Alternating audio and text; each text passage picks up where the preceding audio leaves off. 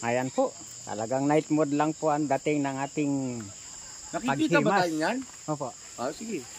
Biro. Ayan. Dito po Kaya mga kahimas, mapagpalang gabi sa ating lahat. At ito no, nandito kami sa bundok sa Norsagaray. At kasalukuyang kami po ay naghihintay ng aming kasalukuyang mga kabisnes, mga kahimas, kakatay kami ng kambing. At panoorin nyo po dun sa vlog ko po para doon ay mas lalong may paliwanag kung bakit at ano ang dahilan. At doon mas detalyado po mga kabisnes. At ito naman, yung vlog na to ay syempre para kay Kahimas, yung isa sa mga kaibigan natin, no, na pet malurin pagdating sa himasan. Kaya yung misis nito hindi siya iniiwan, yung lupit tumimas kasi nito. Malapit po yun.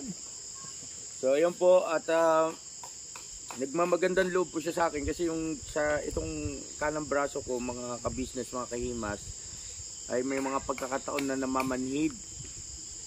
Ngayon na si EJ, hinilot na rin ito pero hindi nawala. Si Damulag naman, si Kuya Damulag, may pagkakataon na tsatsambahan, may pagkakataon na lumalala. Pero siyempre, dito tayo kay Kahimas, kumbaga parang ikonsulta natin kasi siya yung lehitimong marunong sa ganyan. Tingnan natin kung ano ang magiging resulta. Opo, yun ang sasabihin ko po sa inyo ng buong katapatan. Pag ito'y umigi, hindi umigi ang sasabihin ko. Pag ito'y hindi umigi, sasabihin ko hindi umigi. Totoo po yan. Ayun na. Mga kabisnes, mga Kahimas, ngayon pa lang nagpapasalamat na ako kay Kahimas kasi tawag nito, malaking bagay ito pag ito umigi. Mahirap kasi, ewan ko, sino nakaka-relate sa akin dyan, na mga kasing idarang ko na rin na nakakaramdam ng ganito, pamamanhid ng braso. Ang sabi naman sa akin ni Mama Ka-Business, dahil daw yan sa paghawak ng camera dito, kasi minsan di ba ang tagal mo hawak ito, mabigat din kasi. Mabigat din po talaga. Ngayon hindi mo mamamalayan dahil sa hindi pa tapos yung vlog, nangangawit ka na pala. Ayan po, medyo ramdam lang po talaga ang tama ng kamay ni Kahimas. Pero ito po ay sure na ito po ang talagang dapat na tama nito. Ayan. Mga kabisnes, mga Kahimas, doon po sa mga gustong tawag dito, maramdaman o masubukan yung himas ni Kahimas, ay ito po yung kanyang numero. Kahimas, ano yung number na yung para saan kayo pwedeng kontakin? Ito po ang number ni Kahimas, 0910-7920-330. Yan, so sa lahat po ng mga kabisnes, mga Kahimas natin na may pangangailangan ng ganitong serbisyo ni Kahimas, siya po ay lehitimong tawag sa iyo, boss? Reflexology po. Reflexology. Ikaw ay may papel. Opo, meron. May papel po yan, mga kabisnes. Ibig sabihin, at ako po lilipat kasi talaga pong nako-cover ko yung inyong kukoberan ko kayo. Ayan. Paano yung kanang kamay ko ilipat ko? Matindi. Di, okay na yun, boss. Yung camera mo na lang i-adjust mo, boss. Sige po. Pasuyo nga ako, kagwang Toy. Yun. Napasuyo nga muna ako, paki-framing mo nga kami ni Kahimas. Sige. Ayun. Ayan po. Salamat, Toy. Yes po. Thank you. Walang anuman. Ito na po. Akala ko ililipat yung kanang braso ko rito. Joke lang. Joke lang po yun. Yan po ang pinipihit dito para sumubsob at saka. Okay. Yan na po. Yun. Okay. Salamat, Toy. Thank you. Wala bang flash to? Kagwang in Toy. Yan. Ayan. Okay naman pala si Kahimas. May ilaw naman pala yung cellphone. Ayun. Ito Si ay... Kahimas po ay isang reflexology. Yan. Ayun. Opo. By point lang po ang paghanap ng mga problem ng namamanhid na braso. Dahil ito po ay hindi lang po minsan nakuha natin sa ating kasipagan, talagang matatagal na po yung mga dapat na ma-open na nerve. Ayan. Ayan po. Ayan. Yung mga resistensya natin talagang hihina din po kapag ka napapagod tayo, sumasabay din po yan sa atin na humihina. Ito pong mga point na ito ay para sa finger na po ito. All around na po ng finger. Ayan. Pero ang bawat isa po na to ay may kanya-kanyang point. Ayan ito. Ito naman. Ito.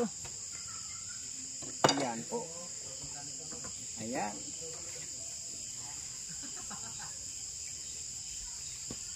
Yun. Kaya medyo matagal po yung pag-press nung ibang mga nerve natin.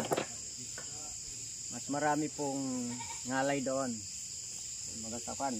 So tama po ba yung cause kung bakit namamanhid? Kasi dahil sa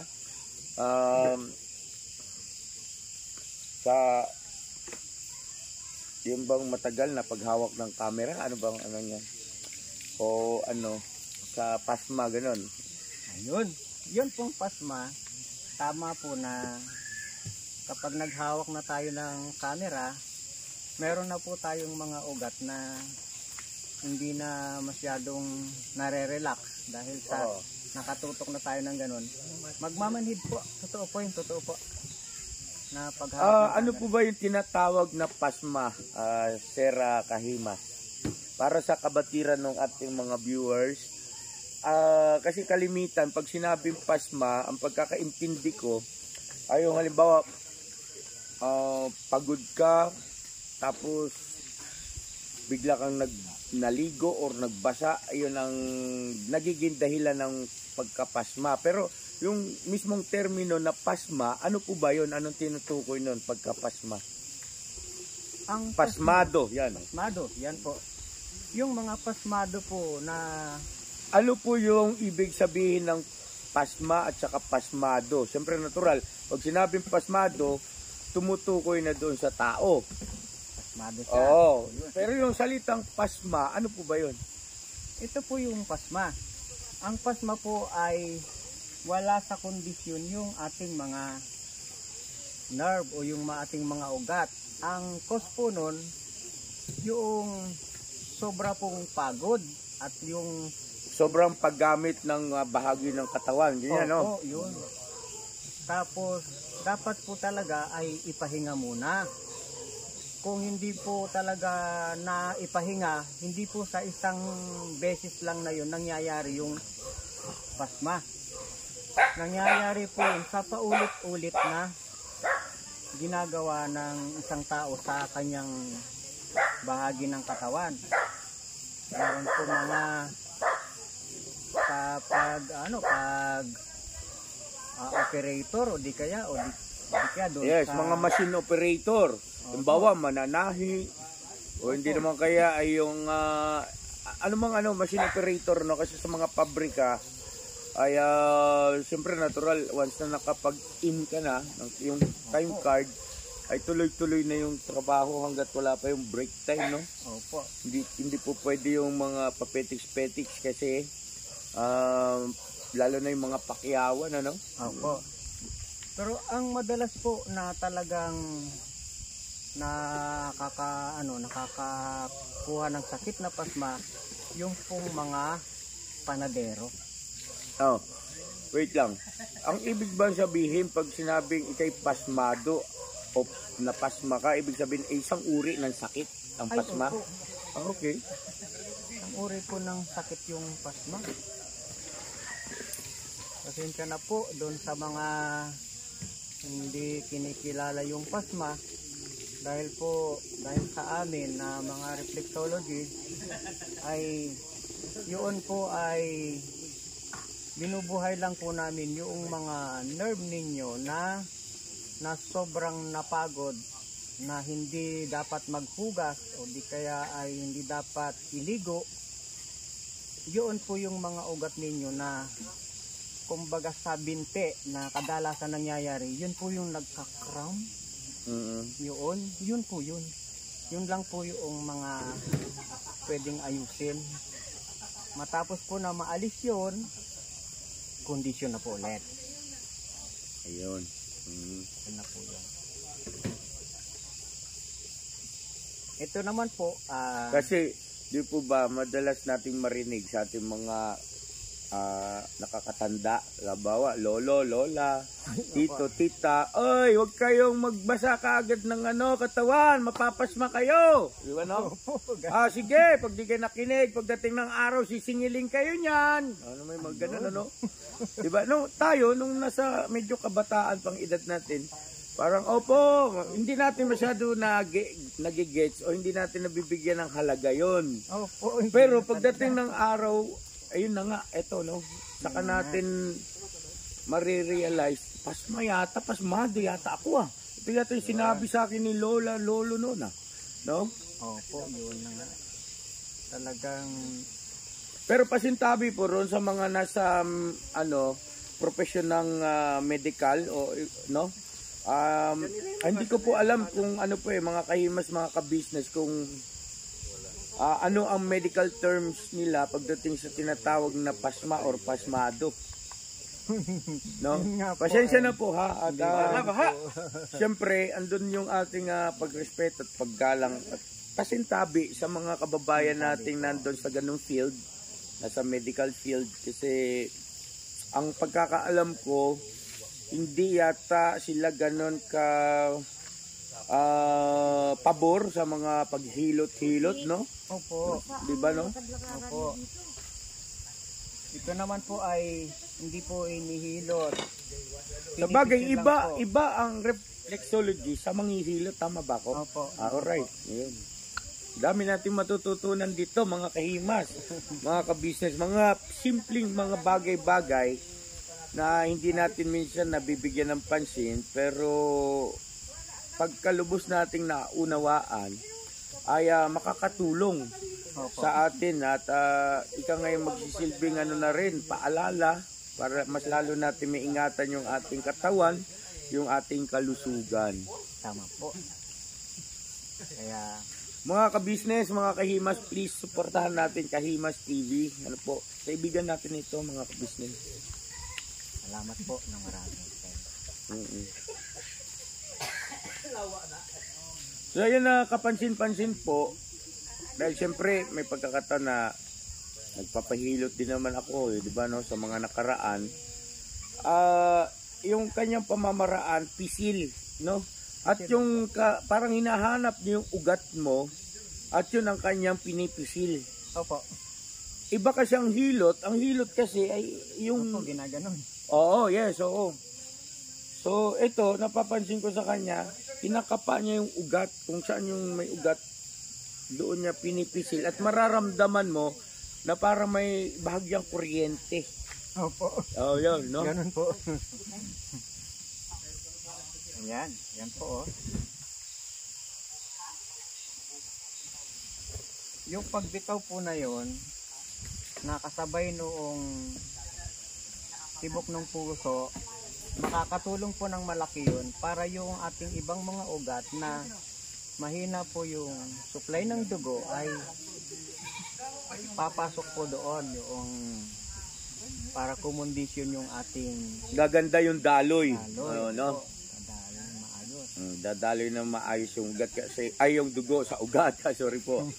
Oo, kasi nga naman, syempre, pagkalimbawang nalimitahan yung pagdaloy ng dugo sa bawat ugat ng katawan ng tao, ay magsasanhi po yun ng kulang ng supply ng oxygen sa parte ng katawan ng tao. At pagka nagkaganon, ayan, may mararamdaman ka ng sakit. na ngalay, mabigat ang Opo. no, hindi kondisyon yung katawan. Ay, andito po si Boss Waki. Wakiwak TV, mga kabisnes naming minamahal. Suportahan natin yan siyempre.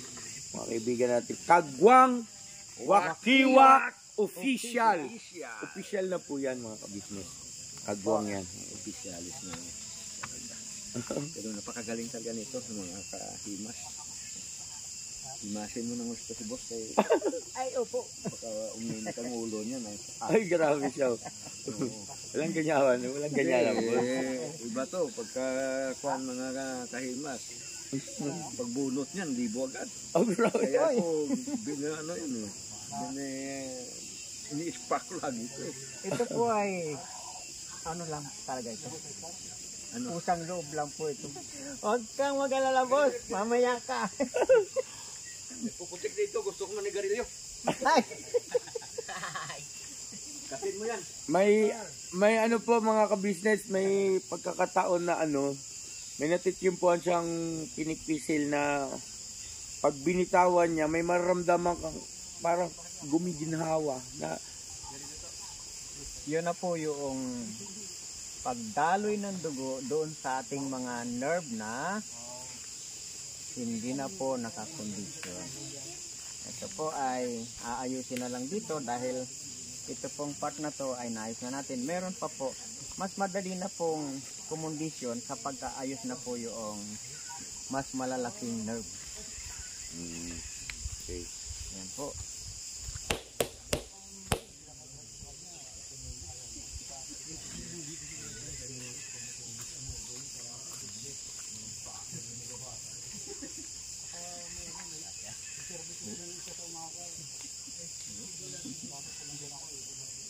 Yan po tayo sa mga daliri. Ayun, isang part ng daliri talagang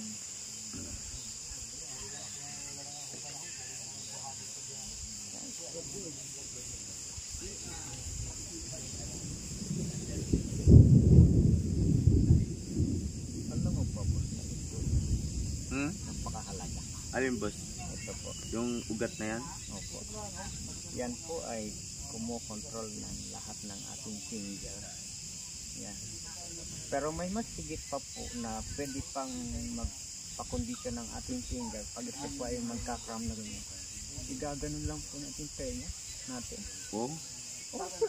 Makatdali pong magsiayos ng kondisyon ng ating mga daliri.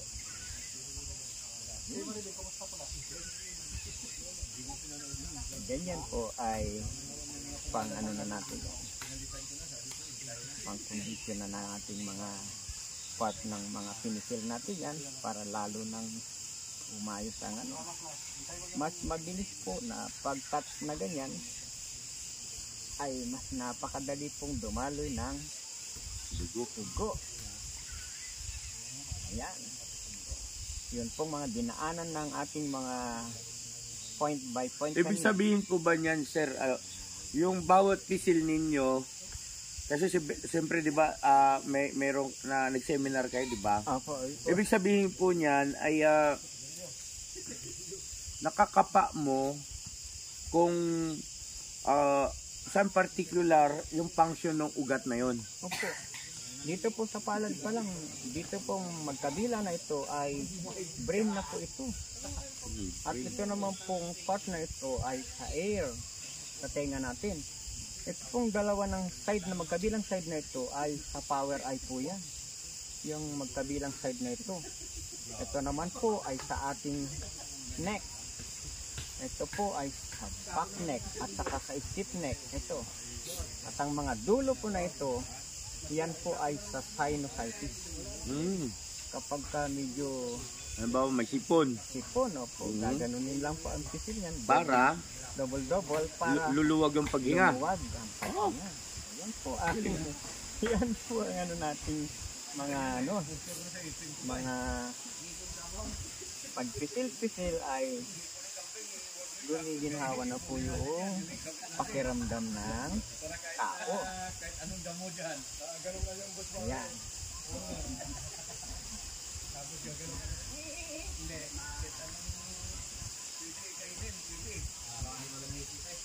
yun know. Ayan, power eye. Ayan. Pero ang effect po ng power eye kapag kapagod yung mata mo, kapag minasad po ito, Apo. nagre-relax na parang gusto mong ipikit. Kasi Ganon. po kaya niya sinusolve yung problem ng eye niya. Pag naidlip mong saglit na ganun, okay siya. Yun na.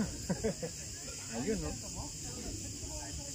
Dito po ay meron ditong tatlong point sa ilalim na ito Apo. na siyang supply talaga nito. Okay. Ayan. Ayan po. Ayan. Ayan. Pang long arm po yan.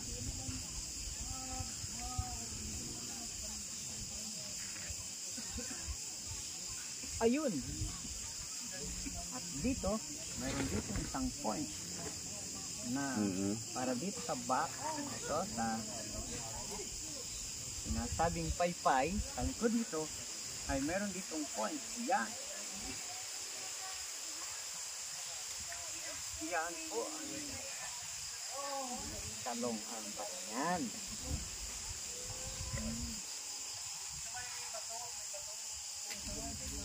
Ayun, at meron akong pisilin sa kalingkingan, ilalim ng kalingkingan ng paa. Apo, para saan po yun? Yun na po ang full supply na po ng long arm. Okay. Yun. Kalingkingan daw po mga kahimas, mga ka-business at pwesto lang po ako para makita nyo po. Di, patong siguro dito. Yan po. Yan. Yan. May kinalaman po yan dito sa yung okay, sa braso. Nalaman po yan. Ito po ay yun. Meron nga po talagang pagnangalay. Medyo ramdam lang po talaga ito. Hanggang sa inyong full pain tolerance. Yun. Ayun na po yun. Masakit. Masakit po. Totoo po, masakit. Ayan. Ang pagpapakondisyon na po niyan ay diretso na natin i-massage para mas mabilis na kumondisyon yung ating long arm. Ayan.